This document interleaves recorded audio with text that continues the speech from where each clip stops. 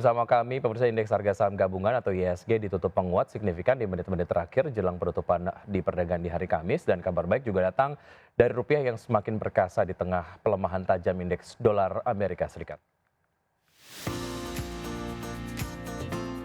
Indeks harga saham gabungan rebound di perdagangan Kamis pekan lalu. Mengutip data Bursa Efek Indonesia, IHSG ditutup menguat 0,96% ke level 6.897,40. Secara intraday, IHSG bergerak di zona penguatan sekitar 0,50%, namun IHSG melesat di menit-menit terakhir sebelum penutupan. Meski menguat dalam sepekan perdagangan terakhir, IHSG masih turun 1,02%. Kenaikan IHSG didukung mayoritas indeks sektoral. Sektor yang paling tinggi diantaranya sektor barang baku menguat 1,42%, sektor keuangan menanjak 1,27%, sektor infrastruktur naik 0,91%. Sementara sektor transportasi dan logistik tercatat turun 1,61%. Dari sektor perbankan, leading IHSG dikontribusi saham PT Bank Mandiri Persero Tbk atau BMRI yang melesat 2,97% di menit-menit terakhir jelang penutupan di level Rp5.025 per saham dan berkontribusi 12,77 indeks poin ke IHSG. Saham PT Bank Rakyat Indonesia Persero Tbk ditutup menguat 1,86% di level Rp3.830 per saham dan memberikan kontribusi 10,70 poin terhadap indeks poin. Saham PT Telkom Indonesia Persero Tbk ditutup menguat 3,44% di level Rp2.719 per saham dan berkontribusi 10,32 poin ke IHSG. Selanjutnya PT Aman Mineral Internasional Tbk ditutup menguat 1,49% di level Rp8.525 per saham dan berkontribusi sebesar 3,95 poin ke IHSG. Di sisi lain, rupiah mengalami penguatan signifikan dan menjadi sentimen amat positif bagi IHSG. Di perdagangan Kamis di pasar spot rupiah ditutup $1 Amerika setara dengan 16,205 per dolar Amerika Serikat atau menguat 0,52% dan berhasil mencatatkan level terkuat sejak 30 Januari. Penguatan rupiah terdorong sentimen dolar Amerika yang melemah tajam. Di Kamis, pada dolar indeks melemah ke posisi terendah sejak 4 Maret 2022 atau lebih dari 3 tahun terakhir. Berbagai sumber IDX Channel.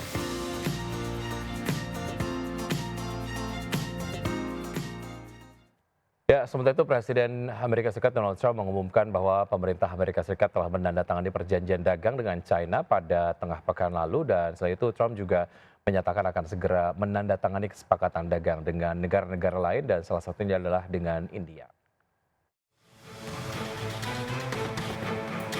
Presiden Amerika Serikat Donald Trump mengumumkan bahwa pemerintahannya telah menandatangani perjanjian dagang dengan China pada tengah pekan lalu. Meski demikian, Trump belum mengungkapkan rincian dari isi kesepakatan tersebut. Dalam kesepakatan yang sama, Trump menekankan bahwa perjanjian tersebut akan membuka akses pasar China yang selama ini dianggap sulit ditembus. Selain dengan China, Trump juga mengungkapkan bahwa Amerika Serikat sedang menyiapkan kesepakatan dagang dengan negara-negara lainnya, salah satunya yakni dengan India. Do you really have anybody of any interest? Well, we just signed with China yesterday, right? Just signed with China. We have everybody. We're not going to make deals with everybody. Some we're just going to send them a letter, say thank you very much. You're going to pay 25, 35, 45%.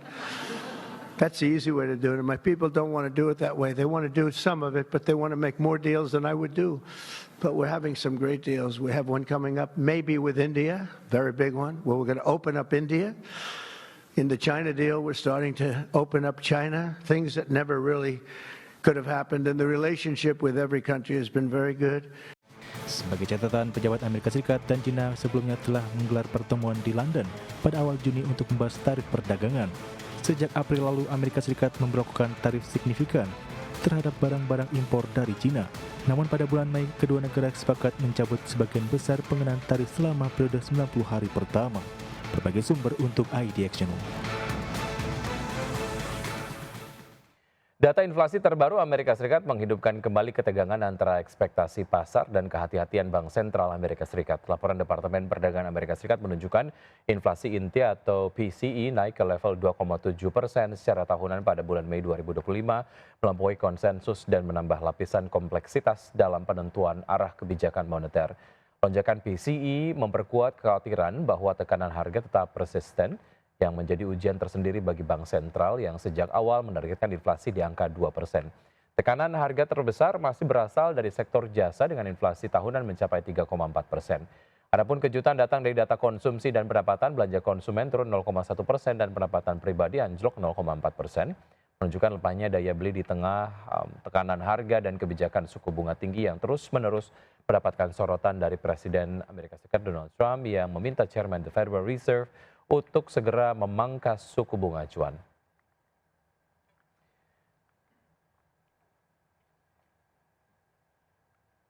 Selanjutnya, pemirsa, dari pergerakan bursa global, Bursa Wall Street melanjutkan penguatan pada perdagangan di hari Jumat 27 Juni seiring dengan harapan kesepakatan dagang Amerika Serikat dan juga China meningkatkan selera risiko investor serta data ekonomi yang memperkuat ekspektasi pemotongan suku bunga oleh Bank Sentral Amerika Serikat. Kita lihat data selengkapnya untuk penutupan dari Bursa Amerika Serikat di hari Jumat. Indeks Dow Jones Industrial Average naik 1% ke level 43.819, indeks S&P 500 menguat 0,52% ke level 6.173, dan indeks Nasdaq Composite naik 0,52% ke level 20.273. Dari Bursa Eropa, pemirsa, saham Eropa ditutup pada level tertinggi lebih dari sepekan pada hari Jumat didorong oleh kenaikan saham produsen otomotif setelah investor lebih berani mengambil risiko seiring harapan penyelesaian perselisihan dagang antara Amerika Serikat dan China. Indeks DAX Jerman ditutup naik 1,62% ke level 24.033, indeks FTSE 100 Inggris menguat 0,72% ke level 8.798, dan indeks CAC 40 Prancis naik 1,78% di level 7.691.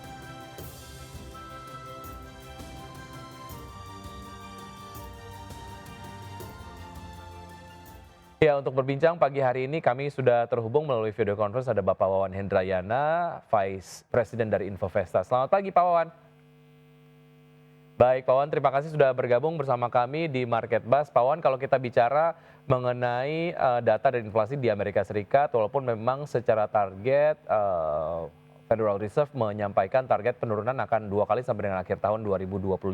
Apakah target ini ataupun penurunan target ini masih cukup reasonable mengingat data inflasi di Amerika Serikat cukup volatile, Pak Wawan?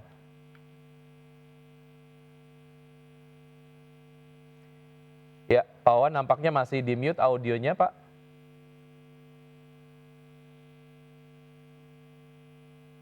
Baik, dan pemirsa tetap bersama kami. Usai jeda kami akan segera kembali dengan perbincangan bersama Bapak Wawan Hendrayana, Vice President dari Infovesta. Tetap bersama kami.